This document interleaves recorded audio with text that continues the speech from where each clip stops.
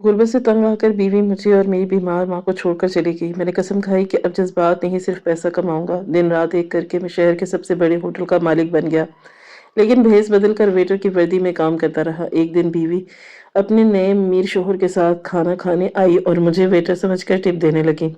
मेरा मजाक उड़ाया। मैंने खामोशी से टिप रख ली और जब वो जाने लगी तो मैंने इनके मेज पर एक ऐसी चीज रखी जिसे देखते ही बीवी के पैरों तले से जमीन निकल गई। और वो वहीं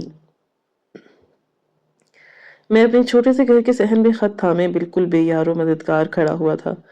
मुझे यकीन ही नहीं आ रहा था कि मेरी इतनी मोहब्बत करने वाली बीवी मेरे साथ साथ जुल्म कर सकती है। मैंने जिंदगी में पैसा नहीं कमाया था, वफा कमाई थी, लेकिन आज मुझे एहसास हो रहा था कि ये दौर वफा का नहीं, पैसों का है। मेरी आंखों से टप टप आंसू बहने लगे थे। अभी मैं अपने ख्यालों में ही गुम था कि जब अचानक मुझे अपने पीछे आहट महसूस हुई थी। मैंने पलट कर देखा, मेरी बीमार माँ लाठी के सहारे मेरे पीछे खड़ी हुई थी। मैं कुछ कहता इससे पहले ही वो नरमी से बोली, कासिम बहू कहाँ है? सुबह से ये वक्त हो गया, एक दफा भी वो मेरे कमरे में नहीं आई। सब खैरियत है? तुम दोनों के दरमियान कोई झगड़ा हुआ है क्या? अक्सर वो नाराज हो जाती है, मैं मनाती रही हूँ। कहाँ पर है वो? उनकी बात सुनकर मैंने फौरन अपने आंसू साफ किए। मेरी माँ और सास की तरह नहीं थी जो बहू को जीना हराम कर दे, बल्कि वो हमेशा अपनी बहू को सीने से लगाती थी और उसकी वजह से अक्सर मुझसे वो झगड़ा कर लेती थी। और मेरी बीवी उन्हें ही बोझ बोलकर मुझे छोड़कर चली गई। मैंने अपने जज्बात पर काबू पा लिया और अपनी माँ की तरफ बढ़ते हुए बोला, अम्मी, उसने मुझे छोड़ दिया है और तलाक चाहती है। मैंने इस बात को इतने आराम से अदा किया था। मेरी माँ हैरान नजरों से मेरी तरफ देखने लगी। मैं कुछ कहता इससे पहले ही वो बोली कि दिमाग ठीक है तुम्हारा? समझ आ रही है कि तुम क्या बोल रहे हो? इनकी बात सुनकर मैंने सर हाँ में हिलाया और उन्हें देखते हुए बोला, हाँ मुझे मालूम है, लेकिन क्या करूं, मैं भी मजबूर हूँ। अब अगर वो मेरे साथ नहीं रहना चाहती, मैं रोज जबरदस्ती नहीं कर सकता। मेरी जिंदगी के भी कुछ असूल हैं। मेरी नौकरी लगी है और आज मैं यही खुशखबरी देने के लिए आया था, लेकिन आपकी बहू मुझे पहले ही छोड़कर चली गई और वो अम्मी को बोझ समझती है। मैंने इसकी बात को गोल कर दिया था। इसकी तबीयत, वैसे भी इनकी तबीयत ठीक नहीं रहती थी। अगर इन्हें ये मालूम होता कि हम दोनों का घर इसलिए उजड़ा कि वो बीमार है और वो मजीद बीमार हो जाती, हो सकता है वो मुझे छोड़कर इस दुनिया से ही चली जाती। मुझ में बिल्कुल हिम्मत नहीं थी कि अपनी माँ को खोने की बीमार बीवी खो चुका था, माँ नहीं खो सकता था। मेरी माँ की आंखों में आंसू आ गए।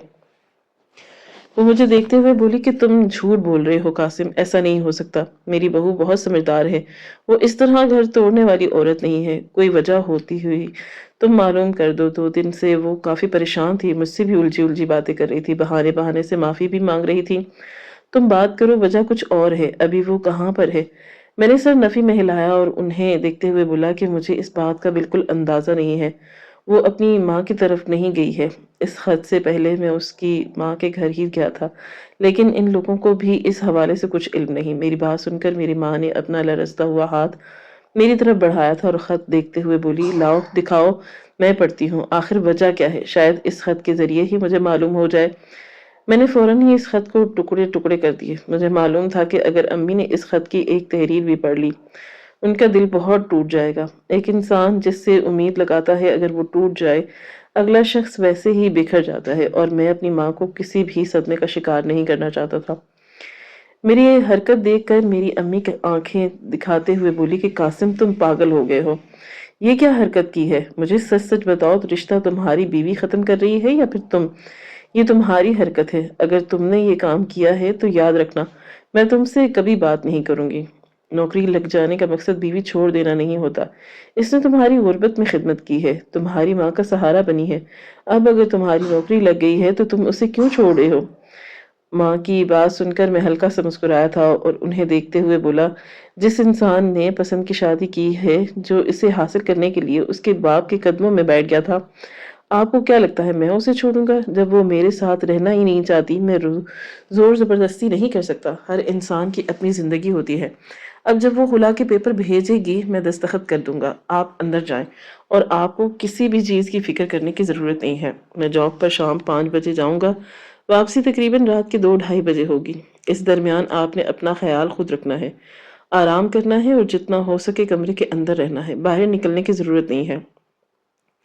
امی میری باتوں سے بالکل مطمئن نظر نہیں آ رہی تھی، ان کو اب بھی یہی لگ رہا تھا کہ یہ رشتہ میری بدولت ختم ہو رہا ہے۔ مجھے اس بات کا افسوس تھا، میں امی کی غلط فہمی دور کرنا چاہتا تھا، لیکن میں کیوں کرتا؟ آخر مجھے غلط فہمی ختم کر کے حاصل کیا ہوتا؟ کیا میری بیوی واپس آ جاتی؟ کیا جو خط وہ مجھے تحریر کر کے گئی تھی وہ واپس درست ہو جاتا؟ کیا میرے گھر کا آنگن دوبارہ اس کہکے سے گونج اٹھتا؟ یہ سب وقتی باتیں تھیں، مجھے صرف اور صرف ابھی اپنے کیریئر پر دھیان دینا تھا۔ جو عورت مرد کی غربت دیکھ کر چھوڑ دے، اس عورت سے مرد کو کبھی کوئی رشتہ نہیں رکھنا چاہیے۔ جو آپ کی تکلیف میں آپ کا ساتھ نہیں دے سکتی، وہ آپ کے خوشحال وقت میں بھی حقدار نہیں ہے۔ کچھ دیر تک میں صحن میں کھڑا آسمان کو دیکھتا رہا، دل میں ہزار شکوے تھے لیکن میں نے لبوں سے اف نہیں کیا تھا۔ مجھے میرے رب پر یقین تھا، آنکھوں میں ہزار شکایتیں تھی لیکن میں خاموش رہا، اپنی باتیں کہی اور اندر ہی جذب کر گئی۔ مجھے معلوم تھا کہ جو لوگ شکایت نہیں کرتے، ہر حال میں شکر خدا کرتے ہیں، میرا رب انہیں بہتر نوازے۔ چند لمحوں بعد میں کمرے میں اندر واپس آ کر بیٹھ گیا، بیوی کا سامان جیسا تھا ویسے ہی رکھا تھا۔ دل کیا کہ پورے کمرے کو آگ لگا دوں۔ جس عورت کے لیے میں نے اپنا گھر سنوارا تھا، اپنی زندگی کو بدلا تھا، اس عورت نے مجھے تباہ کر دیا۔ میری بیمار ماں کو بوجھ بنا کر مجھے ایک ناکارہ شخص بولا تھا، حالانکہ اسے کھلانے کے لیے میں نے لوگوں کی جوتیاں بھی سیدھی کی تھی، صرف یہ سوچ کر کہ میری بیوی کو تکلیف نہ ہو۔ مگر اس عورت نے ایک دفعہ بھی میری ذات کا خیال نہیں کیا۔ کافی دیر تک میں کمرے میں بیٹھا اس چیز کو گھورتا رہا اور پھر سر جھٹک دیا۔ میں اس کا کوئی سامان چھیڑنا نہیں چاہتا تھا، میں اس کو بتانا چاہتا تھا کہ جیسا تم جیسا میں نہیں ہوں۔ مجھے معلوم ہے میں اندر سے ٹوٹ چکا ہوں، اس کی شکل دیکھنے کو بھی میرا دل نہیں تھا، مگر پھر بھی میری محبت میرے آڑے آ گئی تھی۔ میں اس کے سامان کو وہیں چھوڑ کر گھر سے نکل آیا۔ ارادہ کچھ دیر سڑک پر گھوم کر اپنے دل کو ہلکا کرنے کا تھا۔ شام 5 بجے مجھے اپنی جاب پر جانا تھا، ابھی دن کا 1 بج رہا تھا۔ یہ وقت مجھے بس سڑکوں پر ہی گھوم کر نکالا تھا۔ امی کو دوائی اور کھانا وقت پر دے دیا تھا، اس لیے میں ان کی طرف سے بالکل بے فکر ہو گیا۔ ابھی میں مین روڈ پر آیا تھا کہ جب اچانک ایک گاڑی الٹتے ہوئے دور جا کر گری اور مکمل پلٹ کر اس میں سے آگ نکلنا شروع ہو گئی۔ میرے ہاتھ پاؤں ٹھنڈے پڑنا شروع ہو گئے تھے۔ خوف کے مارے کوئی بھی شخص اس گاڑی کی طرف نہیں بڑھ رہا تھا۔ سب کو معلوم تھا کہ جو قریب جائے گا اس سے آگ لپیٹ میں آ سکتا ہے، لیکن اگر گاڑی الٹی تھی یقیناً اس کے اندر کوئی انسان موجود ضرور ہے۔ کافی بھیڑ جمع ہو گئی تھی اور میں بھی قریب پہنچ گیا۔ کچھ لمحے کے لیے میں اپنی بیوی بھول چکا تھا اور مجھے صرف اور صرف سامنے کا منظر نظر آ رہا تھا۔ کچھ دیر تک میں نے لوگوں کے ہجوم کو دیکھا، کوئی بھی مدد کے لیے آگے نہیں بڑھا تھا، بس فائر بریگیڈ کو کال کر دی تھی، لیکن ان کے آنے کے بھی کوئی آثار نظر نہیں آ رہے تھے۔ وہ گاڑی کافی بڑی تھی، مجھے صاف معلوم ہو رہا تھا کہ اندر جو بھی شخص موجود ہے کافی رئیس ہوگا۔ اس کی دبی دبی آواز باہر آ رہی تھی، مجھے بچاؤ، نکالو مجھے یہاں سے، کوئی میری مدد کرو۔ ہر شخص بے حس بن چکا تھا، لیکن آج بھی میرے دل میں خدمت خلق کا جذبہ موجود تھا۔ میں نے بنا کچھ بھی کہے ایک زوردار لات دروازے پر رسید کی، جس کے باعث شیشہ ٹوٹ گیا۔ اندر سے وہ شخص ہاتھ جوڑ کر مدد کی اپیل کر رہا تھا۔ میں نے بنا کچھ بھی سوچے دروازے کو باہر کی طرف کھینچ کر نکالا تھا۔ دروازے کو نکلتے ہی اس جانب آگ کا دباؤ کم ہوگا۔ میں نے فوراً اس آدمی کے ہاتھ کو تھام لیا، تپش کے باعث میری انگلیاں جل رہی تھی، پاؤں میں میرے سن ہونا شروع ہو گئے، مگر میں ہمت نہیں ہارا۔ مجھے معلوم ہے اگر آج میں کسی کی مدد کروں گا تو کل اگر میں ایسی مصیبت میں آیا، میرا رب بھی میری مدد کرے گا۔ میں نے بے اختیاری اس آدمی کو کھینچنا شروع کر دیا۔ اس کا آدھا وجود ہی باہر آیا تھا کہ کچھ لوگ ہمدردی کے نام پر آگے آئے تھے۔ ابھی فی الحال مدد کی ضرورت تھی، میں اکیلا اس بھاری وجود کو باہر نہیں نکال سکتا تھا۔ میری ہمت کرنے پر لوگ بھی ہمت آئی تھی اور اس آدمی کو کھینچتے ہوئے باہر نکال لیا۔ اسے باہر نکالنے کی دیر تھی کہ آگ پوری گاڑی میں لگنا شروع ہو گئی تھی۔ میں حیرت سے اس پورے منظر کو دیکھ رہا تھا کہ کیا اللہ تعالیٰ اس آدمی کو جان بچانا چاہتا تھا۔ ہم سب ایک دم پیچھے ہو گئے، گاڑی اچانک ہی اوپر کی جانب اچھلی اور پوری آگ کی لپیٹ میں آ گئی۔ کچھ گاڑیاں جو قریب تھیں فوراً پیچھے ہوئی تھی، ورنہ ان گاڑیوں میں بھی آگ لگنا شروع ہو جاتی۔ ابھی ہم کچھ سمجھتے اسی پل فائر بریگیڈ کی گاڑی بھی آ گئی تھی۔ یہ سروس کافی فاسٹ تھی۔ میں نے بے اختیار سکون کا سانس لیا۔ وہ آدمی زمین پر بیٹھا اپنی گاڑی کو جلتے ہوئے خاموشی سے دیکھ رہا تھا۔ لوگ اسے پانی پلا رہے تھے، سنبھالنے کی کوشش کر رہے تھے، لیکن اس کی آنکھیں گاڑی پر ہی ٹکی ہوئی تھی۔ فائر بریگیڈ کے آتے ہی کچھ لمحے میں آگ بجھا دی گئی۔ میں نے اب اس آدمی کو ایک نظر دیکھا اور نرمی سے بولا، پریشان نہ ہوں، رب العالمین اور دینے والا ہے، آپ بس شکر ادا کریں، آپ کی زندگی محفوظ ہے۔ جبکہ اس نے میرا ہاتھ تھاما اور مجھے اپنے پاس زمین پر بٹھا دیا۔ میں کچھ کہتا اس سے پہلے ہی وہ بے اختیار میرے گلے سے لگ گیا۔ آخر میں اس کی جان بچانے والا انسان تھا۔ کوئی بھی شخص کیوں نہ ہو، کتنا ہی بڑا نقصان کیوں نہ ہو جائے، زندگی کے لیے سب سے انمول ہوتی ہے اس کے لیے۔ وہ میرے گلے سے لگتے ہوئے بولا کہ آج مجھے معلوم ہوا زندگی کتنی انمول ہوتی ہے، تمہارا شکریہ۔ مجھے نہیں معلوم ہماری ملاقات پھر کبھی ہو سکے یا نہیں، مگر میں وعدہ کرتا ہوں کہ تمہارے لیے اگر میں کچھ کر سکا میں ضرور کروں گا۔ میں اسے دیکھتے ہوئے نرمی سے بولا، اگر آپ کہیں میں آپ کو اسپتال لے چلوں۔ اس آدمی کی عمر زیادہ نہیں تھی، تقریباً 30 یا 28 سال تھی۔ کوئی بوڑھا شخص ہوگا، مگر ایک نوجوان کی زندگی بچا کر مجھے اب خوشی محسوس ہوئی تھی کہ اس کی ایک آگے پوری زندگی پڑی ہے، اس کی اولاد ہوگی، اس کی بیوی ہوگی۔ وہ بولا، نہیں میں اب ٹھیک ہوں، بس اگر تمہارے پاس موبائل فون ہے کیا میری بات کروا سکتے ہو؟ میں نے سر ہاں میں ہلایا اور اس کی طرف اپنا موبائل بڑھا دیا۔ آج بھی نوکری کی وجہ سے میں نے موبائل میں بیلنس ڈالا تھا، ورنہ یہ موبائل بھی میرے کسی کام کا نہیں تھا۔ چند لمحے بعد اس نے کسی سے بات کی تھی اور پھر میری طرف موبائل بڑھاتے ہوئے بولا، اگر کبھی تمہیں ضرورت پڑے جو نمبر میں نے ڈائل کیا ہے اسی نمبر پر فون کر کے بس اتنا کہہ دینا کہ تم نے شاہ نواز صاحب کی جان بچائی ہے۔ تمہارا نام کیا ہے؟ میں فوراً بولا کہ میرا نام قاسم ہے۔ یہ سب اللہ تعالیٰ کی طرف سے ہے، میں آپ کی جان بچانے والا کوئی نہیں ہوتا، اگر اس کا حکم نہیں ہوتا میں کبھی بھی آگ میں کود کر آپ کی مدد نہیں کر پاتا۔ اللہ آپ کا نگہبان ہو۔ یہ کہہ کر میں آگے بڑھ چکا تھا۔ میں مزید اب وہاں کھڑے ہو کر تماشا نہیں دیکھنا چاہتا تھا۔ لوگ اس کی حالت کا مذاق اڑا رہے تھے، کچھ لوگ اس کے پاس بیٹھ کر ہمدردی بٹورنے کی کوشش کر رہے تھے، کیونکہ اس کے کپڑے وغیرہ، اس کی گاڑی وغیرہ دیکھ کر سبھی یہ سمجھ گئے تھے کہ وہ کافی رئیس انسان ہے۔ میرے پاس ان فضول چیزوں کا وقت بالکل نہیں تھا، مجھے صرف اور صرف آج اکیلے وقت گزارنا تھا۔ اگر میری نوکری کا پہلا دن نہ ہوتا میں آج جاب پر بھی نہیں جاتا۔ میں رکشے میں بیٹھ کر ساحل سمندر آ گیا تھا، لہروں کے پاس کھڑے ہو کر میں سورج کو دیکھنے لگا۔ کیا میری زندگی اتنی بری ہے کہ میری بیوی میری غربت کو دیکھ کر مجھے چھوڑ کر چلی گئی؟ میرے دماغ میں کئی طرح کے سوال آ رہے تھے۔ زندگی خوبصورت بنانے کے لیے میں نے اس عورت کو اپنی زندگی میں شامل کیا تھا، اس کے باپ کے قدموں میں بیٹھ کر اس سے گزارش کی تھی کہ آپ اپنی بیٹی مجھے دے دیں، میں اس کا خیال رکھوں گا، اس کی ہر خواہش پوری کروں گا۔ میرے پاس کوئی پرماننٹ نوکری نہیں تھی، مگر اس کے باوجود میں اس کی ہر خوشی کو دل سے نبھاتا تھا۔ اسے ہمیشہ اتنی خوشی دی تھی کہ وہ سمیٹتے سمیٹتے تھک جاتی تھی۔ بس بدلے میں اس سے ہر ایک شے مانگی تھی کہ میری ماں کے ساتھ نرمی رکھنا، اس کو کبھی اس بات کا احساس نہیں دلانا کہ وہ بیمار ہے اور مجھ پر بوجھ ہے۔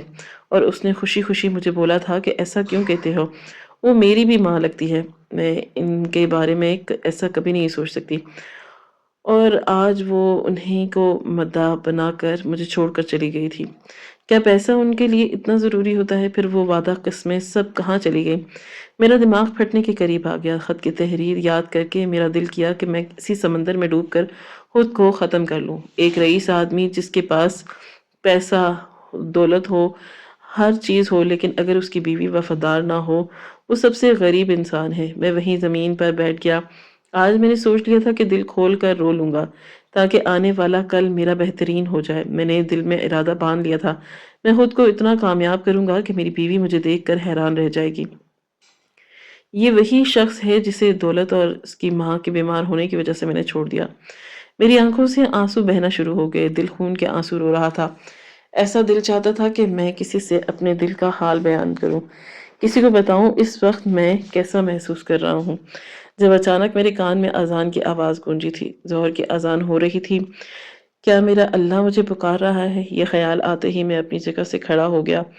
ہاں، میرا اللہ مجھے پکار رہا ہے، میں نے خود کو سمجھایا اور سیدھا مسجد کی جانب روانہ ہو گیا۔ میرا درد سوائے اللہ کے اور کوئی نہیں سمجھ سکتا تھا اور کوئی میری تکلیف کو نہیں سمجھ سکتا۔ مسجد میں داخل ہو کر میں سیدھا وضو خانے گیا تھا اور میں نے خاموشی سے وضو بنایا اور امام کے پیچھے جا کر کھڑا ہو گیا۔ میں نے کئی دفعہ پہلی صف میں نماز ادا کی تھی، لیکن آج میرا دل اتنا اداس تھا کہ مجھے پہلی صف کی چاہیے تھی۔ چند لمحے بعد لائن لگنا شروع ہو گئی اور کچھ ہی دیر بعد اللہ اکبر کی صدا انہوں نے نماز ادا کرنا شروع کی۔ نماز جیسے جیسے میں ادا کرتا جا رہا تھا میرا دل ہلکا ہو رہا تھا۔ کبھی میں سجدے میں پھوٹ پھوٹ کر رویا تھا، کبھی میں رکوع میں اپنی تکلیف اللہ کو بیان کرتا جا رہا تھا۔ نماز ادا کرنے کے بعد امام صاحب نے دعا کروائی اور لوگ اٹھ کر جانا شروع ہو گئے تھے، لیکن میں اپنے ہاتھ پھیلا کر اللہ رب العزت کے سامنے کھڑا ہوا تھا۔ دل یا ایسا ہو رہا تھا کہ جیسے ابھی کے ابھی پھٹ جائے۔ چند لمحے بعد میں نے سر اٹھایا اور اللہ تعالیٰ کو مخاطب کیا تھا کہ اے میرے خاتم النبیین، اے میرے مالک، اے میرے اللہ تعالیٰ، اے شہنشاہوں کے شہنشاہ، یہ بادشاہ ہوں کہ بادشاہ، اے میرے رب، دو جہاں کے مالک، میں جانتا ہوں کہ تو میری پکار سن رہا ہے۔ جب کوئی بندہ تجھے پکارتا ہے تو غور سے سنتا ہے۔ اے میرے اللہ، آج تو میری پکار بھی غور سے سن لے۔ میں چاہتا ہوں، میں گناہگار ہوں، میں کئی جگہوں پر غلط ہوں، لیکن میرے اللہ تو جانتا ہے میں نے ہمیشہ وفا کی ہے اور ہمیشہ وفا کی امید کی ہے۔ میں جانتا ہوں ایک عورت کے لیے پیسہ اور روپیہ بہت ضروری ہوتا ہے، اس کی پوری زندگی ایک مرد کے سہارے ہی ہوتی ہے، لیکن ایک عورت کی مرد کی غربت اس کے ساتھ نہیں دے سکتی۔ میری ماں میرے باپ کا ساتھ دیتی آئی ہے، اس نے ہمیشہ میرے باپ کے ساتھ وفا کی تھی۔ آج اگر وہ بیمار ہے، کیا میرا فرض نہیں بنتا کہ میں اس کی خدمت کروں، اسے اپنے ساتھ رکھوں؟ وہ بوجھ نہیں ہے، وہ میری ماں ہے، اس لیے مجھے پال کر بڑا کیا ہے، اس قابل بنایا ہے کہ اب میں اس کا سہارا بن جاؤں۔ یہ میرا فرض نہیں ہے، میں مانتا ہوں ایک بیوی کا فرض نہیں ہوتا شوہر کی ماں کی خیال رکھنا۔ وہ میری محبت میں اتنا نہیں کر سکتی تھی کہ بس میری ماں کو دیکھ لیتی۔ اگر اس کی زندگی میں کوئی آ گیا تھا، کیا وہ الفاظ کہنا ضروری تھے جو اس نے خط پر لکھے؟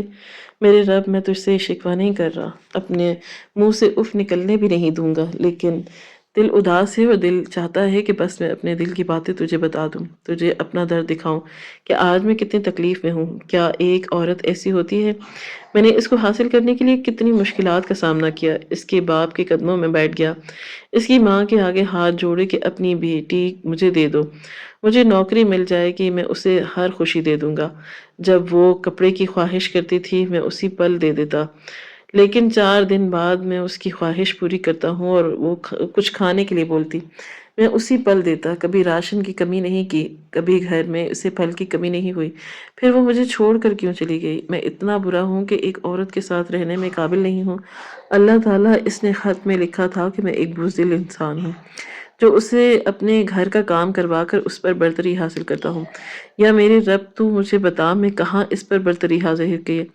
میں ہمیشہ اس کا احترام کرتا آیا ہوں۔ اس نے مجھ سے کئی دفعہ اونچی آواز میں بات کی، مجھے دبایا، 1-2 دفعہ اس نے مجھ پر ہاتھ بھی اٹھایا، لیکن میں نے اسے انا کا مسئلہ نہیں بنایا، بلکہ یہ سوچ کر سر جھٹک دیا کہ ایک پسندیدہ عورت اپنا غصہ، اپنا پیار اپنے مرد پر ہی نکالتی ہے۔ کیا یہ سب غلط تھا؟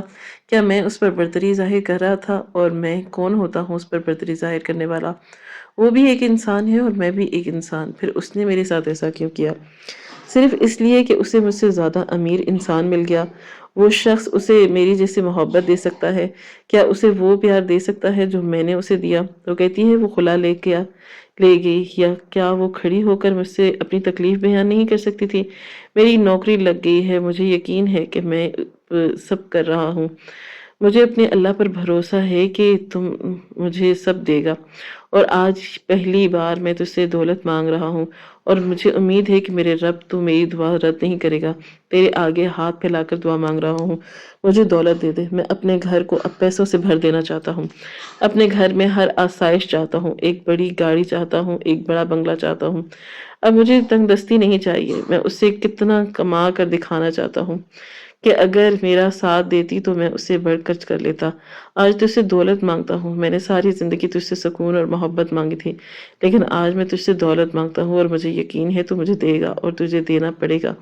میری آنکھوں سے آنسو ٹپک ٹپک رہے تھے اور کافی دیر تک میں اللہ سے گڑ گڑا کر دعائیں مانگتا رہا، اپنے دل کی بھڑاس نکالتا رہا۔ چند لمحے بعد میں نے اپنے چہرے پر ہاتھ پھیرا اور پھر آنکھیں کھولی تھی۔ میرے برابر میں امام صاحب بیٹھے ہوئے تھے۔ انہیں دیکھتے ہی میں لمحے بھر کے لیے گھبرا گیا تھا۔ میں اٹھ کر جانا چاہتا تھا جب انہوں نے میرا ہاتھ تھام لیا اور مجھے دیکھتے ہوئے بولے، بہت تڑپ سے کچھ مانگ رہے ہو، اپنے رب سے کیا بات ہے؟ پریشان ہو؟ ان کا یہ جملہ نہ جانے کیوں مجھے ایک دم سے عجیب کیفیت میں مبتلا کر گیا تھا۔ آنکھوں میں آنسو آ گئے تھے اور دل ایک بار پھر اداس ہو گیا تھا۔ میں ان کو دیکھتے ہوئے بولا کہ کیا میرے انداز میں تڑپ تھی؟ کیا میرا اللہ میری طرف سے سنے گا؟ وہ مجھے میرے امتحان میں پاس کرے گا، میں اتنی محنت کر رہا ہوں؟ کیا وہ میری محنت دیکھ رہا ہے کہ اب وہ میری طرف دیکھ رہا ہے؟ میں ایک شے کو حاصل کرنے کے لیے کتنا رو رہا ہوں؟ کیا وہ مجھے سمجھے گا کہ اب وہ میری بھاگ دوڑ دیکھے گا؟ کیا وہ ان لہجوں کو دیکھے گا جو میں نے برداشت کیے تھے؟ وہ مجھے کامیابی دے گا؟ میں نے سنا ہے مشکلات کے ساتھ آسانی ہوتی ہے۔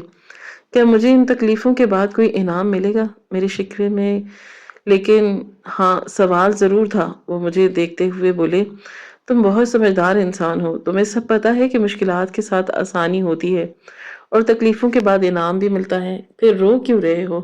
تمہارے ہر انداز میں شدت ہے، اگر شدت نہ بھی ہو تب بھی میرا رب سنتا ہے، اگر ابھی نہیں دے گا تمہیں بعد میں دے گا، تمہاری دعاؤں کو رد نہیں کرے گا۔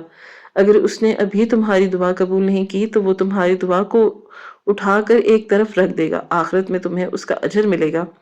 دنیا میں اگر نہ بھی مل سکا لیکن جتنی طرف سے تم نے اپنے رب سے مانگا ہے، جو سوال تمہارے دل میں تمہیں پریشان کر رہے ہیں، وہ رب العالمین تمہیں ہر شے دے گا۔ میں تمہیں پریشان کرنے یہاں نہیں بیٹھا ہوں، بس تمہیں سمجھانے بیٹھا ہوں۔ آج تم جس طرح تم نے تڑپ کر اپنے اللہ سے اپنی ہر تکلیف بیان کی ہے، ہمیشہ ایسے ہی کرنا۔ چھوٹی سی چھوٹی بات کیوں نہ ہو، صرف اس کو ضرور بتانا، اور وہ بڑا کریم ہے، وہ دلوں کے حال سے واقف ہے، لیکن وہ سننا پسند کرتا ہے۔ میرا بندہ میرے سامنے بیٹھے اپنی تکلیف بیان کرے، اور اگر تمہاری طرح روح تڑپے اس کی دعا قبول کرنے میں، اور اگر تمہاری دعا قبول نہیں ہو، اس کا مطلب ہے کہ وہ تمہارا مانگنا پسند کر رہا ہے۔ کچھ لوگوں کو وہ جلدی عطا کر دیتا ہے، اس لیے نہیں کہ وہ اللہ کے بہت نزدیک ہوتے ہیں، اس لیے کہ اللہ کو ان کا مانگنا پسند نہیں آیا۔ انہوں نے بولا کہ جاؤ دے دو، لیکن اگر تم رو رہے ہو، تم تڑپ تڑپ کر اس سے مانگ رہے ہو، لیکن وہ بھی نہیں دے رہا، تو اس کا مطلب یہی ہے کہ تمہارا مانگنا اس کو پسند آ رہا ہے۔ اسی طرح عاجزی سے مانگتے رہو، وہ رحیم اور غفور ہے۔ وہ کب تمہیں عطا کرے تمہیں خود پتہ نہیں چلے گا۔ امام صاحب کی باتیں سن کر ایسا لگتا تھا جس سے اللہ تعالیٰ ان کے لبوں سے مجھے پیغام پہنچا رہے ہوں کہ میرے بندے تم مایوس نہ ہو، تجھے میں دوں گا، بس تم مانگ۔ میں نے ان کا شکریہ ادا کیا اور خاموشی سے گھر کی جانب نکل گیا۔ امی گھر پر اکیلی تھی، میں کچھ وقت ان کے ساتھ گزارنا چاہتا تھا۔ نہ جانے ابھی وہ کیسی ہوں گی، کیا کر رہی ہوں گی۔ مجھے اب میری ماں کی فکر ستانے لگی۔ پہلے روبینہ گھر ہوتی تھی تو مجھے فکر نہیں ہوتی تھی، مجھے اس پر یقین ہوتا تھا کہ وہ میری ماں کا دھیان رکھتی ہے۔ مجھے ان کی طرف سے ٹینشن ہونے لگی، اور ویسے بھی ابھی ان کو میں ایک نیا صدمہ دے کر آیا تھا کہ آپ کی بہو مجھے چھوڑ چلی ہے۔ ایک لمبی مسافت طے کر کے میں گھر پہنچا۔ امی کے کمرے سے رونے کی آواز آ رہی تھی۔ میں نے ان کے کمرے کی طرف قدم بڑھائے، سامنے کا منظر دیکھ کر میں اپنی جگہ پر تھم گیا۔ میری ماں بھی چائے نماز پر بیٹھی آنسو بہا رہی تھی۔ ان کے لیے میری بہو بیوی بہت اہمیت کی حامل تھی، آخر کو ان کی اکلوتی بہو تھی۔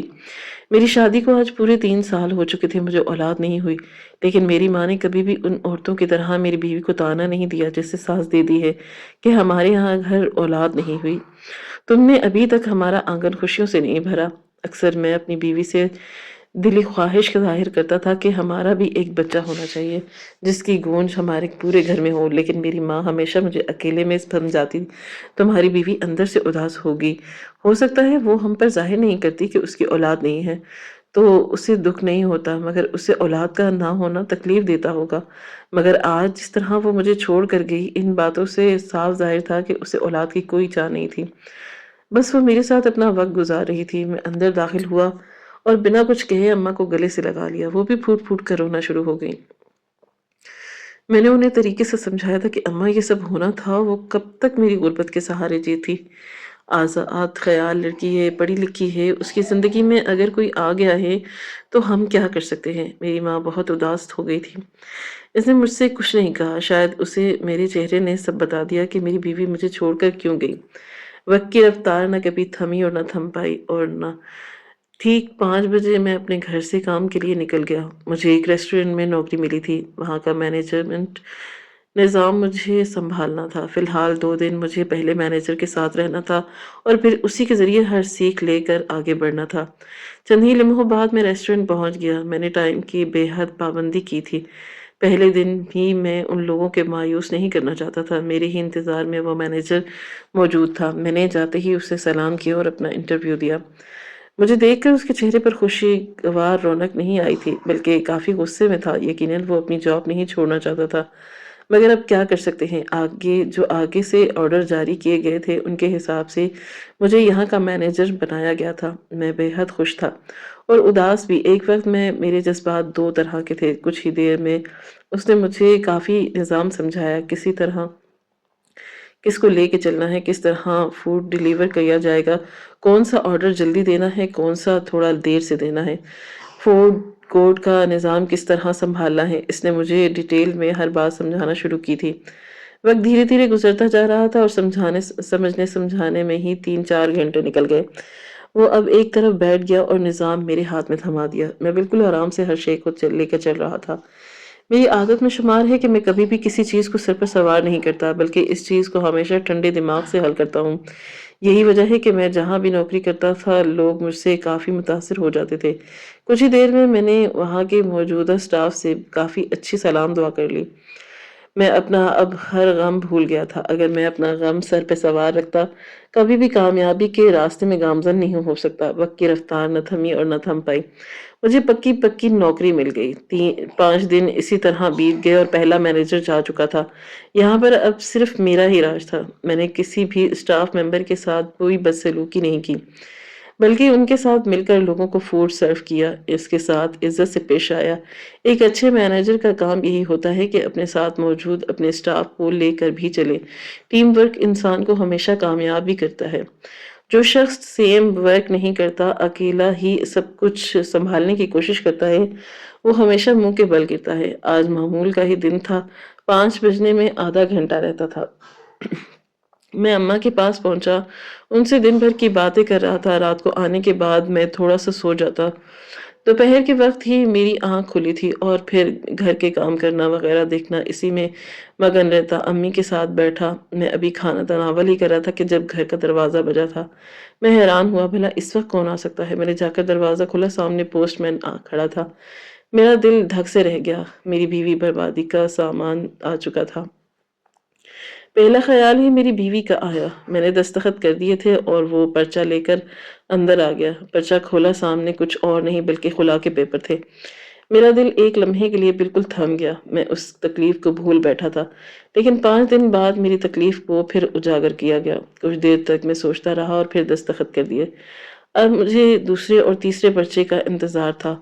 वो औरत 5 दिन से घर से बाहर थी। वो क्या कर रही होगी, किसके साथ रह रही होगी, ये सब ख़्याल मेरे दिमाग में थे, बस मैं लबों से अदा नहीं कर सकता था। और तेज़ी से गुज़रता वक़्त 1 महीना बिल्कुल ख़ामोशी से बीत गया, जिस दरमियान मैंने खुद ही उन लोगों से राब्ता किया और 3 तलाक़ें एक दफ़ा देकर मामला ख़त्म कर दिया। आज मामूल का ही दिन था और मैं ऑफ़िस में बैठा बाकी का निज़ाम देख रहा था, जब एक स्टाफ़ मेंबर ने आकर मुझे बताया कि आज रेस्टोरेंट के ओनर आ रहे हैं और आपको उन्होंने मिलने के लिए अपने रूम में मुतलब किया है। मैं अब फ़ौरन उठकर खड़ा हुआ। पहले मैनेजर ने मुझे बताया था कि यहाँ का ओनर थोड़ा सख्त मिज़ाज है। आपको उनके साथ बहुत नरमी से पेश आना होगा। मैं कुछ ही देर में तमाम तर मामलात देख चुका था। तकरीबन आधे घंटे बाद ओनर आ चुके थे और मेरी मुलाकात उनसे भी नहीं हुई थी, क्योंकि मैं किचन की तरफ था। मुझे पैगाम मिला। मैं सीधा उनके कमरे की तरफ बढ़ा। कमरे में दाखिल हुआ, सामने कोई और नहीं बल्कि वही शख्स बैठा था, जिसकी मैंने 1 महीने पहले जान बचाई थी। मुझे देखते ही वो मुस्कुरा उठा और अपनी जगह से खड़े होते हुए बोला कि गले मिलो यार, तुम्हारी वजह से आज मैं ज़िंदा हूँ। मैं चंद लम्हे हिचकिचाया और फिर उनके गले लग गया। वो मेरे कंधे को थपथपाते हुए बोले कि पहले दिन से ही मालूम है तुम यहाँ काम कर रहे हो। मैं अपने बिज़नेस से कभी भी गाफ़िल नहीं होता। बताओ सब निज़ाम कैसा है? मैं अब प्रोफ़ेशनल अंदाज़ में बात करने लगा तो उसने मुझे फ़ौरन रोक दिया। वो मुझे देखते हुए बोला कि तुम्हारी हर खबर मेरे पास मौजूद है। सिर्फ़ इतना बताओ, तुम्हें कोई परेशानी तो नहीं? तुमने मुझे ज़िंदगी की असल कीमत समझाई है कि इंसान जब बिल्कुल बेबस हो जाता है, तब वो कैसा महसूस करता है। तुम्हें पता है मैं कई दफ़ा खुदकुशी की कोशिश कर चुका हूँ। लेकिन इस दिन जब मैंने कोशिश की और तुमने मुझे बचाया, तब मुझे पता चला कि असल ज़िंदगी होती है। मेरी साथ बिज़नेस पार्टनर बनोगे? उसने बेइख्तियार अपना हाथ आगे बढ़ाया था। मैं उसे देखते हुए बोला कि मेरे पास इन्वेस्टमेंट करने के लिए कुछ नहीं है। मैं बिज़नेस करना चाहता हूँ, मेरी ख्वाहिश है और अब तो ये एक ख्वाब भी है, लेकिन पैसा नहीं है। وہ بولے تم سمجھو انویسٹمنٹ میں کر رہا ہوں، مجھے تم صرف اور صرف فائدہ دو، پھر بھی میں تمہیں 50% دوں گا، باقی تم مجھے میرے انویسٹمنٹ کے پیسے پہلی انکم سے واپس کر دینا۔ اور مجھے یقین ہے کہ تم جب طرح کام کر رہے ہو تم سب کر سکتے ہو۔ میں کچھ دیر خاموش رہا اور پھر میں نے ہاں کر دی۔ مجھے بالکل اندازہ نہیں تھا کہ میرا یہ ہاں کرنا مجھے کس عروج پر پہنچانے والا ہے۔ وہ انسان اتفاقی طور پر ملا تھا یا اللہ تعالیٰ نے بھیجا تھا، میں نہیں جانتا تھا، لیکن وہ میرے لیے کسی فرشتے کی طرح ثابت ہوا۔ میں نے کام شروع کر دیا اور مینیجر کی پوسٹ پر کسی اور کو رکھ لیا۔ میں آنر کی پوسٹ پر بیٹھ گیا۔ پہلے مہینے میں ہی جب ہمارا آیا تو اس کے انویسٹمنٹ کی رقم اتار دی گئی۔ کچھ ہی پیسے میرے پاس بچے تھے، لیکن میں اب ادھار سے پاک تھا۔ اگلا مہینہ میرا تھا۔ جیسے جیسے وقت بڑھتا جا رہا تھا مجھے سمجھ آ گیا کہ پیسے سے پیسہ کس طرح بنایا جاتا ہے۔ پہلا ریسٹورنٹ میرا پارٹنرشپ پر تھا اور دوسرا ریسٹورنٹ میں نے اپنا کھول لیا۔ اس میں بھی شاہنواز نے میرا بہت ساتھ دیا۔ کئی دفعہ میں حیران ہو جاتا تھا کہ اتنی کم عمری میں وہ اتنا سمجھدار کیسے تھا۔ پھر یاد آتا کہ اسے زندگی کی قدر نہیں تھی، لیکن اب قدر آ گئی۔ اللہ تعالیٰ سمجھدار لوگوں کو دنیا میں زیادہ نہیں رکھتا، یہ بات بھی میں نے کئی جگہوں پر لکھی تھی، لیکن ان جیسے سمجھدار لوگوں کی دنیا میں ضرورت ہے۔ وقت تو اور تیزی سے گزرتا اور پورے 5 سال بیت گئے۔ ان 5 سال میں نے ایک ریسٹورنٹ میرا شاہنواز کے ساتھ آج بھی پارٹنرشپ پر تھا اور باقی میرے 3 ریسٹورنٹ الگ الگ جگہوں پر تھے۔ میں نے اپنا گھر لے لیا تھا، گاڑی لے لی تھی۔ میں کبھی کبھی حیران ہو جاتا تھا کہ کیا واقعی اللہ نے میری دعا اتنی جلدی سن لی؟ کیا میرا اللہ مجھے پسند نہیں کرتا؟ سوچ کو مسکرا دیتا، لیکن میں اب مطمئن تھا۔ اماں کہتی ہیں کہ اب تیری شادی کرواؤں گی۔ ان کا مہنگے اسپتالوں میں علاج کروایا تو ان کی بیماری ٹھیک ہو گئی اور اب صحت یاب تھی۔ میں پھر منع نہیں کر پایا کہ شادی میں کچھ نہیں رکھا۔ آج معمول کا ہی دن تھا۔ آج میں عوام کے ساتھ تھوڑا وقت گزارنا چاہتا تھا، اس لیے ویٹر کا لباس پہن کر سب کا آرڈر لے رہا تھا، ان کو آرڈر دے رہا تھا۔ ابھی میں ایک آدمی کا آرڈر لے کر فارغ ہی ہوا تھا کہ جب اچانک میری نظر دائیں طرف پڑی اور پھر پلٹنا شروع ہو گیا۔ میری بیوی اپنے امیر شوہر کے ساتھ بیٹھی ہوئی تھی، مگر اس کے چہرے پر ایک عجیب سی اداسی نظر آ رہی تھی۔ آنکھیں جھکی ہوئی تھی اور اس کا شوہر مسلسل موبائل پر لگا ہوا تھا۔ میرے لبوں پر ہلکی سی مسکراہٹ آئی۔ یہ تھا اللہ کی طرف سے انعام۔ اب سمجھ آیا مجھے کہ اللہ رب العزت دنیا میں اس انسان کو بھی سزا دیتے ہیں جو غلط ہوتا ہے۔ میری بیوی نے میرے ساتھ غلط کیا تھا، میری وفات کو اس نے پیروں تلے کچل دیا تھا، مجھے نیچے دبا دیا تھا، میری انا کو مجروح کیا تھا، میری محبت کو تباہ کر دیا تھا۔ میں نے اسی پل ایک پرچی پر لکھنا شروع کیا تھا، آج میں 5 ریسٹورنٹ کا مالک ہوں، بڑا گھر ہے، بڑی گاڑی ہے اور اب شادی بھی کر رہا ہوں۔ میں بہت خوش ہوں اپنی زندگی میں، بلکہ تمہارے جانے سے پہلے میری زندگی پر امن ہوئی ہے، لیکن آج تمہارا چہرہ بتا رہا ہے کہ تم ٹھیک نہیں ہو۔ اگر تم میری زندگی میں واپس آنا چاہو، میرے دروازے آج بھی تمہارے لیے کھلے ہیں۔ ہاں، میں آج بھی وہیں کھڑا ہوں جہاں پہلے تھا۔ اس عورت سے مجھے کبھی نفرت محسوس نہیں ہوئی۔ میں قدم بہ قدم چلتا ہوا اس ٹیبل کے پاس آیا اور بالکل احتیاط سے میں نے اس کے سامنے ٹیبل پر وہ پرچی رکھی تھی۔ اس نے مجھے حیرت سے دیکھا اور لمحے بھر میں اس کی آنکھیں نم ہو گئی تھیں۔ اس نے جیسے ہی وہ پرچی پڑھی، وہ میرے سامنے گھٹنوں کے بل بیٹھ کر پھوٹ پھوٹ کر رونے لگی تھی۔ اس کا شوہر بھی فوراً ہوش میں آیا اور وہ کچھ کہتا اس سے پہلے ہی وہ تڑپ کر بولی، مجھے بچا لو اس آگ سے قاسم، میں تباہ ہو چکی ہوں۔ یہ مجھے مارتا ہے، مجھے بہت اذیت دیتا ہے، ہر لمحہ مجھے اس بات کا طعنہ دیتا ہے کہ میں تمہیں چھوڑ کر اب صرف پیسوں کی وجہ سے، لیکن میں کیا کرتی؟ میں اس وقت کم عمر تھی، مجھے نہیں پتا تھا کہ وہ شخص غصے میں اسے مارنے کے لیے لپکا، لیکن ایسا نہیں ہو سکتا تھا۔ میرے سامنے کوئی روبینہ کو ہاتھ بھی نہیں لگائے، میں اس کا ہاتھ توڑنے کی صلاحیت رکھتا ہوں۔ میں نے فوراً اس سے پیچھے کر لیا، روبینہ میرے پیچھے چھپ گئی۔ چند لمحے بعد وہ شخص غصے میں اسے گالیاں دیتے ہوئے چلا گیا۔ اس کا گالیاں دینا اس کا ظرف بتا چکا تھا، یعنی روبینہ سچ بول رہی تھی۔ وہ میرے ساتھ میرے گھر آ گئی۔ امی اسے دیکھ کر بہت روئی، انہوں نے اسے کچھ نہیں بولا بلکہ بس اسے گلے لگا لیا۔ روبینہ نے اپنی مرضی سے اپنے شوہر سے طلاق لے لی، عدت پوری کی تھی اور پھر مجھ سے نکاح۔ آج ہم دونوں ساتھ ہیں اور اپنی غلطی پر شرمندہ ہیں۔ کبھی کبھی سوچتا ہوں کہ اللہ تعالیٰ مجھے کچھ بنانا چاہتا تھا، اس لیے میرا دھیان اس کی طرف سے ہٹانے کے لیے اسے مجھ سے دور کر دیا۔ ہو سکتا ہے کہ وہ موجود ہوتی تو میرا دھیان صرف اسی پر ہوتا اور میں کبھی کامیاب نہیں ہو پاتا۔ میرے آج 2 بچے ہیں اور روبینہ سے ہی ہیں۔ میں بہت خوش ہوں اور اللہ کا بے حد شکر ادا کرتا ہوں۔ اس نے میرے اتنا ساتھ دیا۔ بے شک ہر مشکل کے ساتھ آسانی ہے۔ ناظرین، آپ کو آج کی کہانی کیسی لگی کامنٹ باکس میں اپنی رائے کا اظہار ضرور کریں۔ خواہش صرف اتنی ہے کہ کچھ الفاظ لکھو جس سے کوئی گمراہی کے راستے پر جاتے جاتے رک جائے، اور نہ بھی رکے تو سوچ میں ضرور پڑ جائے۔ دوستوں، امید کرتی ہوں کہ آپ کو یہ ہماری کہانی پسند آئی ہوگی۔ کہانی پسند آئی ہو تو ویڈیو کو لائک کریں، کامنٹ کریں اور شیئر کرنا نہ بھولیں۔ اور ہاں، اگر آپ اس چینل پر نئے ہیں تو ہمارے چینل پر سبسکرائب کریں اور نوٹیفیکیشن کو ضرور دبائیں تاکہ آنے والی کہانی سب سے پہلے آپ کو مل سکے۔ ملتے ہیں کل نئی اور دلچسپ کہانی کے ساتھ۔ اللہ حافظ۔